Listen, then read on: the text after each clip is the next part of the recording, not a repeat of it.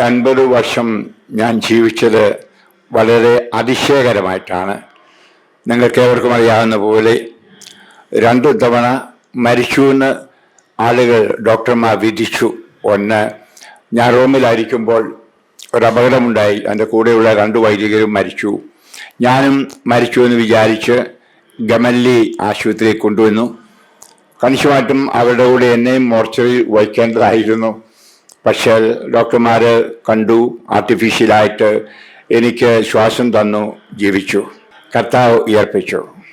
പിന്നെ അടുത്ത കാലത്ത് 14 കൊല്ലം മുമ്പ് എനിക്കറിയാം, എനിക്ക് ഗില്ലംബാരെ രോഗം വന്നു. ഞാൻ 17 ദിവസം കോമയിലായിരുന്നു. 4 മാസക്കാലം വെന്റിലേറ്ററിൽ കടന്നു. ഞാൻ രക്ഷപ്പെടുന്ന ആരും പറഞ്ഞില്ല. അവിടെ ആശുപത്രിയിലുണ്ടായ ഒരു മിസ്റ്റേക്ക്, എൻ്റെ വെന്റിലേറ്റർ ഘടിപ്പിച്ചിരുന്ന മെഷീൻ നിന്നുപോയി. ഞാൻ മരിച്ചു എന്ന് ഹെഡ് നേഴ്സ് തീരുമാനിച്ചു. എൻ്റെ നോക്കുന്ന ഗാബി എന്ന് പറയുന്ന എൻ്റെ സഹോദരി, എൻ്റെ മകള്, ആധ്യാത്മിക മകൾ, അവളെ വിളിച്ചു പറഞ്ഞു, അച്ഛൻ മരിച്ചു, ശരീരം കൊണ്ടുപോകാമെന്ന്. മകൻ ഡോക്ടറെയും കൂട്ടിക്കൊണ്ട് 1 മണിക്കൂർ യാത്ര ചെയ്യുമ്പോൾ നാട്ടിലേക്ക് വിമാനത്തിൽ ശരീരം വിടണമെന്ന് ആഗ്രഹിച്ചു. പറഞ്ഞു വരുമ്പോൾ ഞാൻ വരുമ്പം മെഡിക്കലായിട്ട് ശ്വസിച്ച് കിടപ്പുണ്ട്. ആശുപത്രിയുടെ ഡയറക്ടർ വന്നപ്പോൾ ഞാൻ തടുത്ത് വിറങ്ങലിച്ച് നാടിയില്ലാതെ കിടക്കുന്നു. അങ്ങനെയാണ് നേഴ്സ് വിളിച്ചു പറയാനും ഇടയായത്. അവിടെയും എനിക്ക് ആർട്ടിഫിഷ്യലായിട്ട് കൃത്രിമമായിട്ട് ശ്വാസോച്ഛ്വാസം നൽകി ജീവിച്ചു. അത് നിങ്ങൾ വായിച്ചിട്ടുണ്ട്. ഞാൻ നിത്യത കണ്ട നിമിഷങ്ങൾ ആയിരുന്നു. ഇന്ന് എനിക്ക് നിങ്ങളോടൊപ്പം ദൈവത്തിന് നന്ദി പറയാനൊരു കടപ്പാടുണ്ട്.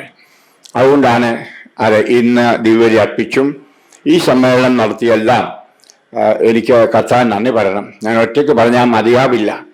എന്നെ കർത്താവ് ഈ ജീവിതം തന്ന് അനുഗ്രഹിച്ചതിന് കാരണം മറ്റുള്ളവർക്ക് വചനം പ്രഘോഷിക്കുവാൻ ആണ്. കർത്താവിനെ ഒരു കഴുതയെപ്പോലെ കൊണ്ടു നടക്കുന്നു, ഉപയോഗിക്കുന്നു. മനുഷ്യഹൃദയങ്ങളിലേക്ക് എൻ്റെ തോളിൽ നിന്ന് കയറി രക്ഷ നൽകുന്നു. അപ്പോൾ ഞാനൊരു കഴുതയാണെങ്കിലും കർത്താവിനെ ഉപയോഗിക്കുന്നുണ്ട്. അത് നന്ദി പറയണം.